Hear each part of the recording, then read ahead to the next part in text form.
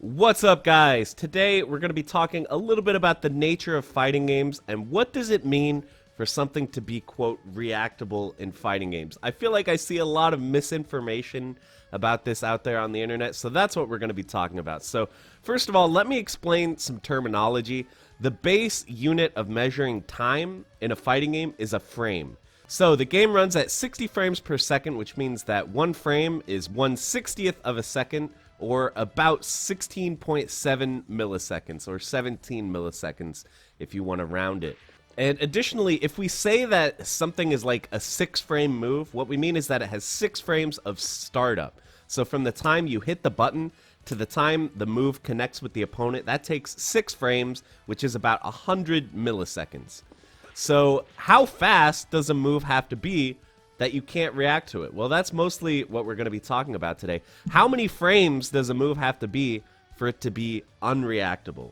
So we've got a couple ways that we can measure what human reaction time is, and we're going to talk about those today. So the first thing here is going to be the reaction time test on humanbenchmark.com.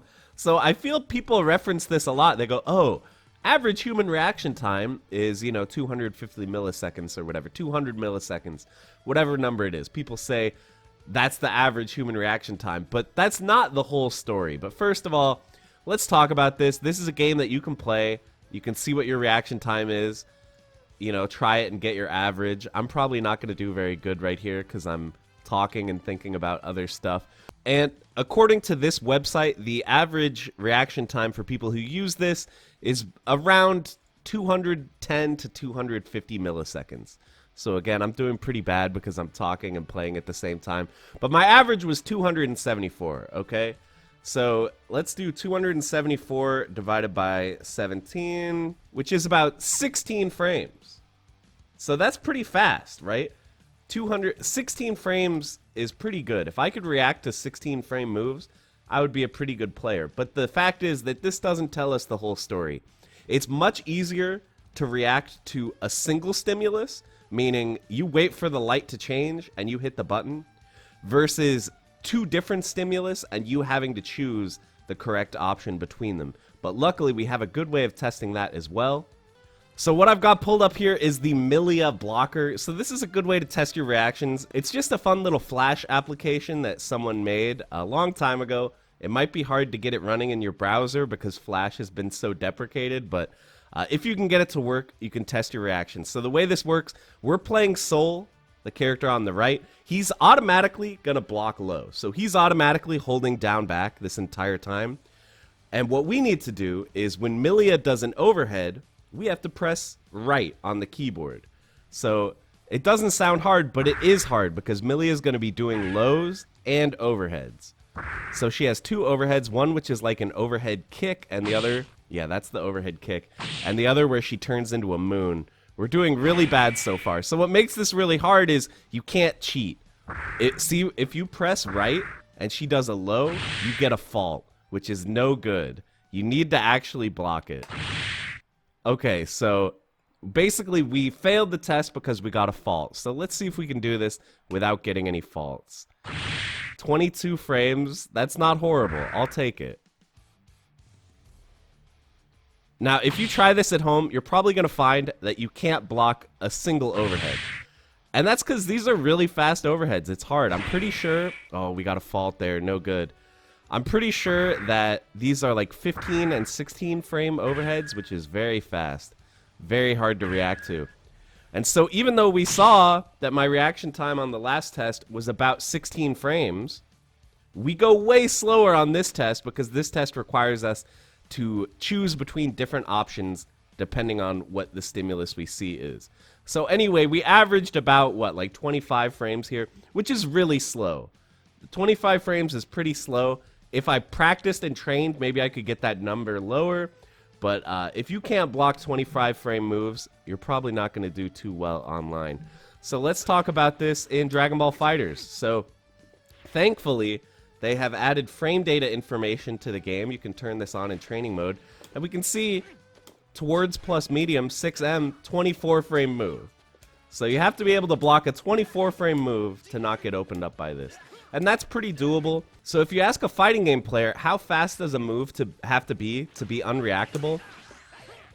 I feel that with, you know, the modern input delay that we get from the consoles and from the monitors, I would say around 16 to 18 frames is the absolute limit of human reaction time.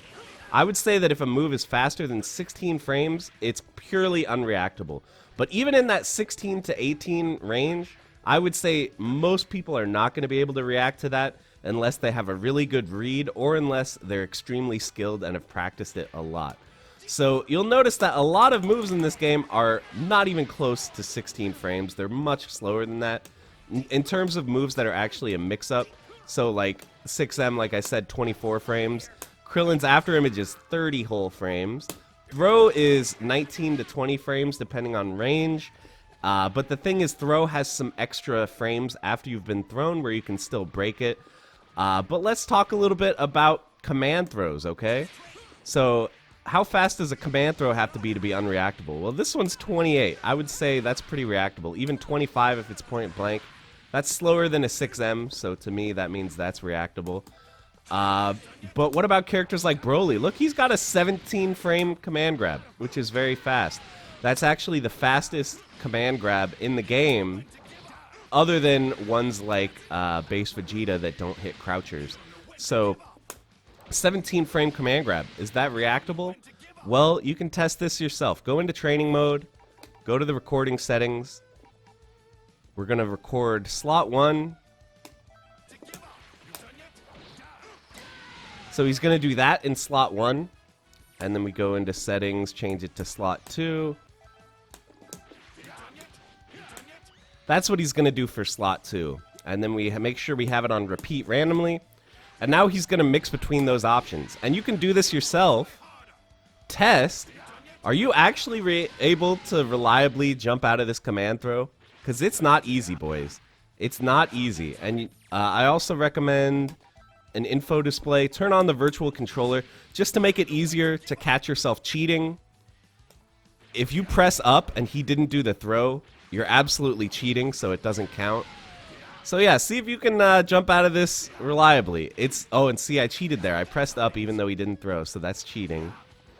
It's hard, but if you can do this consistently, then that just goes to show that you can react to a 17 frame move, which is pretty good. I would say if you can react to a 17 frame move consistently in a modern game, you have good reactions. But it has to be consistent, and you have to not be cheating by jumping even if he doesn't do the grab. So just to reiterate, the fastest command throws in the game are technically reactable. It's very hard, but it is technically reactable to react to a 17 frame move. And a lot of command throws are much, much slower than that. Goku Black command throw, 31 frames. That is very slow, very reactable. And like I said, overheads are slow, stuff like this. You know, the 13 frames here is only for the kick. That doesn't include the startup of the teleport, which is going to be very long. So all this is like ultra reactable. But are there examples of mix-ups that are unreactable? And the answer is actually yes. A big example would be fuzzies, right? So if you do a jump forward light and hit the opponent overhead, this is like 6 frames plus the startup of the jump. This is probably like a 12 frame overhead or something. Extremely fast, not even close to reactable. So if you're doing a fuzzy setup,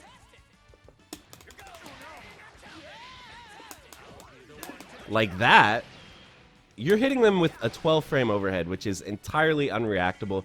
There's no way the opponent's going to be able to react to that. So that's why snaps and fuzzies are so powerful, because the other mix-up options you have in this game are not very fast.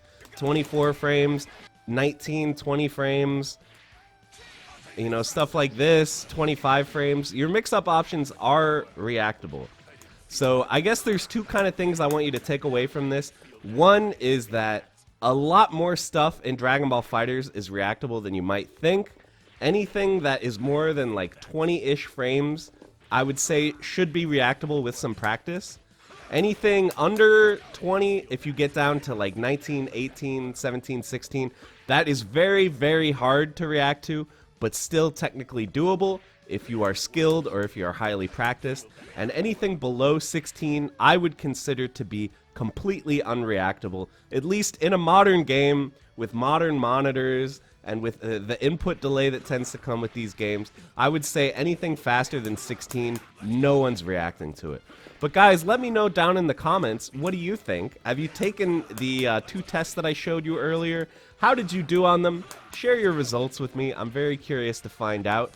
And let me know what you think about Dragon Ball FighterZ. Do there need to be more unreactable mix-ups to make blocking harder?